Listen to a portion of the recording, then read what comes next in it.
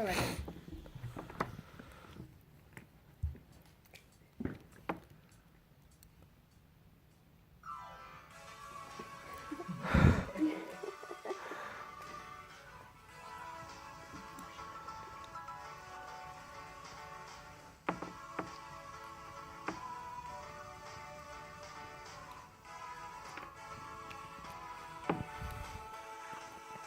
You can dance, you can jive, having the time of your life.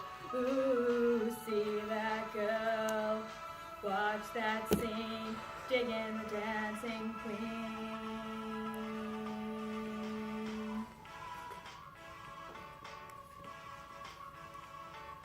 Friday night and the lights are low, looking out for a place to go, where they play the right music, getting in the swing. You come to look for a king.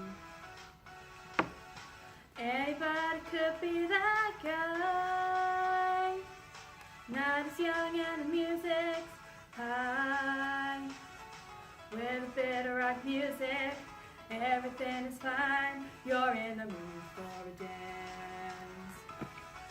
And when you get the chance, you are the dancing queen, young and sweet, only 17.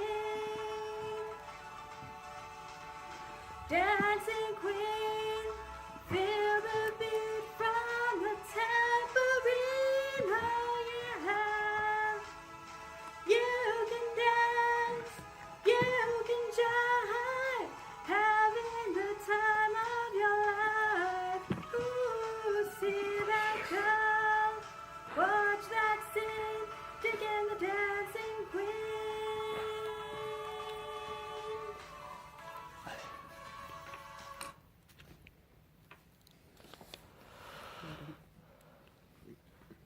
And I'm going to be doing my dance next.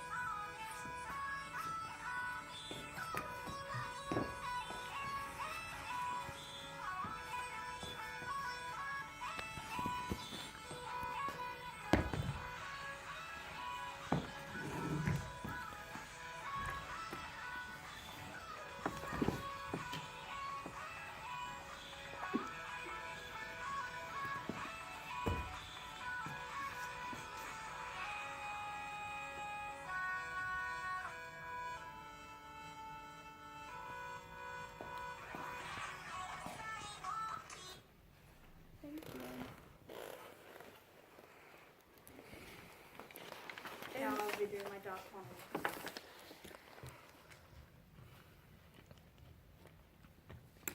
That's right. I am Kira. And what can you do?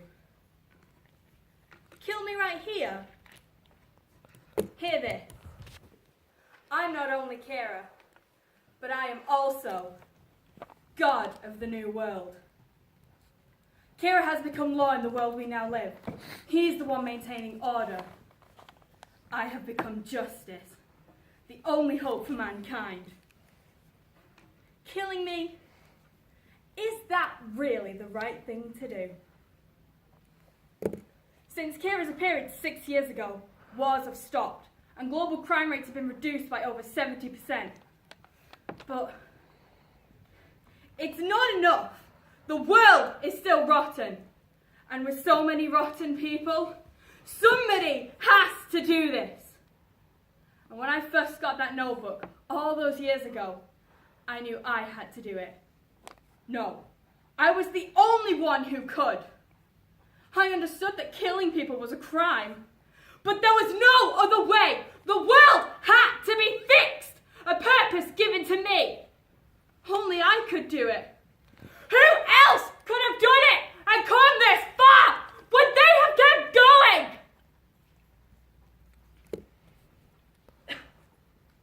The only person who can create a new world is me.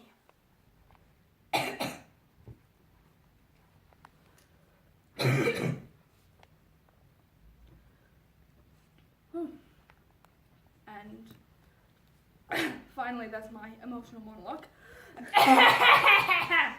It's going swimmingly. I could just feel a voice going.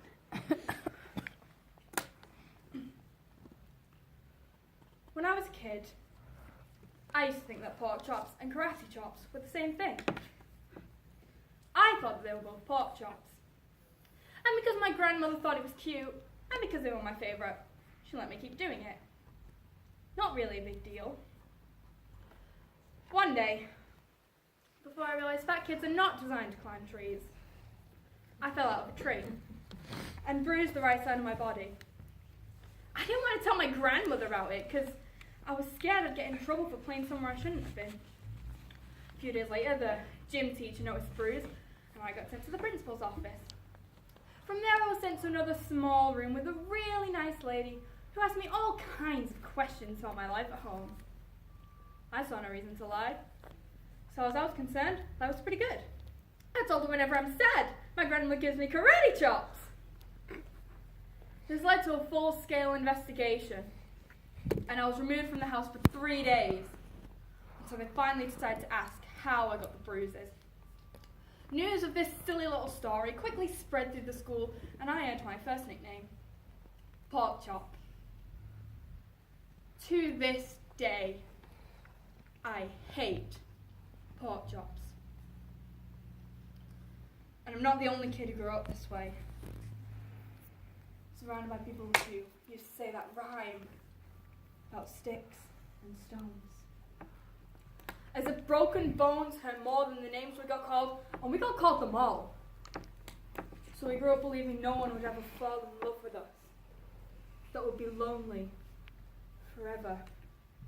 That we'd never meet someone to make us feel like the sun was something they'd built for us in their tool shed. So broken heartstrings bled the blues as we tried to empty ourselves so we would feel nothing. Don't tell me that hurts less than a broken bone.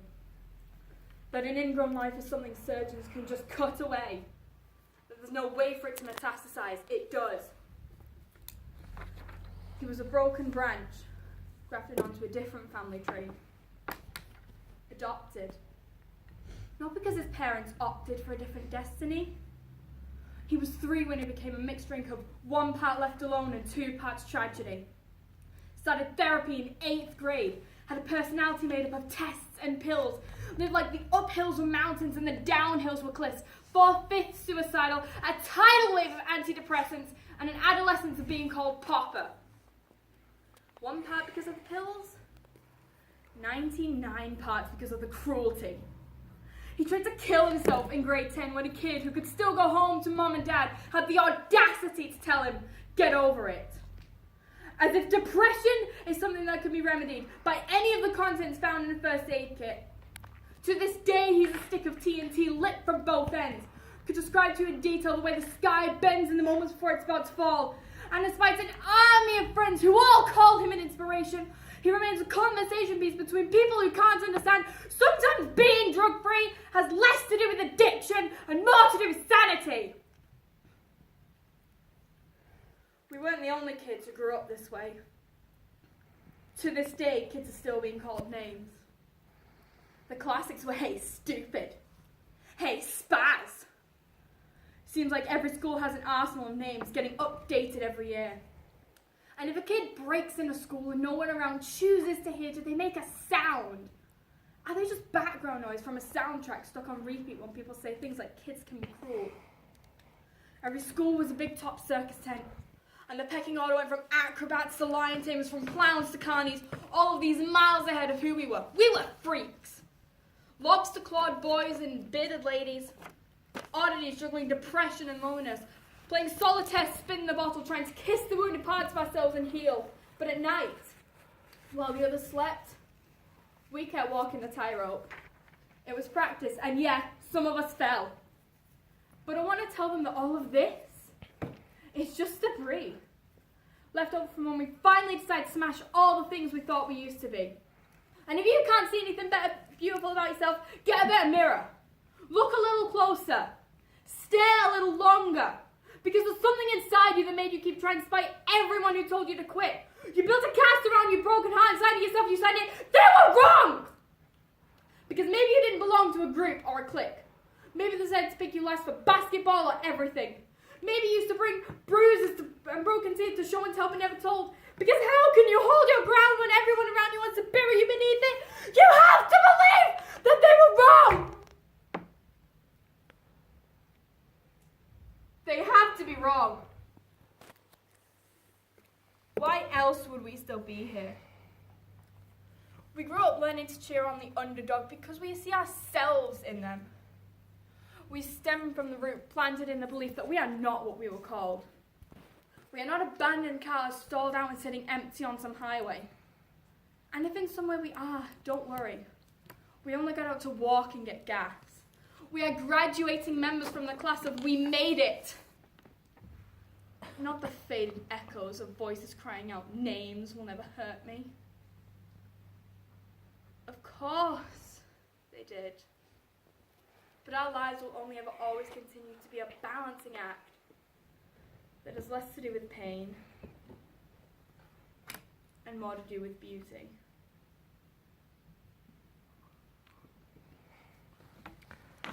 Well done. Well done. We're just going to ask you a few questions, if that's all right. Do you want to start, Josiah, or I'll start? Why did you choose to do that dark monologue? I chose to do the dark monologue because I thought that it was a very interesting piece, and I like the idea of choosing a monologue, exploring the point of view of someone who wanted to try and, kind of clean up the world, and in the process became darker and darker and a more twisted individual. What made you pick the song for the dance? The song for the dance? Yeah. I just thought it was a very interesting song to dance to and would fit the dance quite well. Yeah. And what type of characters do you typically like to play?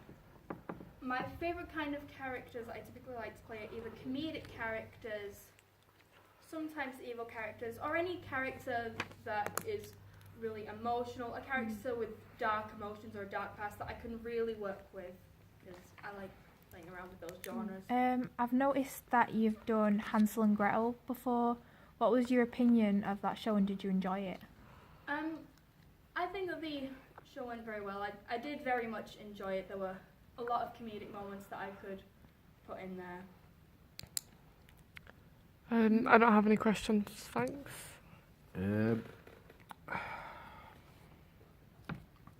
How long did it take you to learn that dark monologue? Dark monologue, maybe a couple of days at most, 2 or 3 days. That's it. And when did you decide on when you were gonna that you were gonna do that monologue? I was looking around for inspiration, and I noticed from an anime that there was a dark monologue that I thought would fit very well. And so I decided that, especially since my emotional monologue is normally so long, I thought it'd be good to contrast it with a short monologue that's short but still to the point and still quite dark. And also, if need be, would you be able to do late night rehearsals. If I was told enough in advance, then yes, most likely. Okay. Is that everything? Brilliant, thank you. Okay.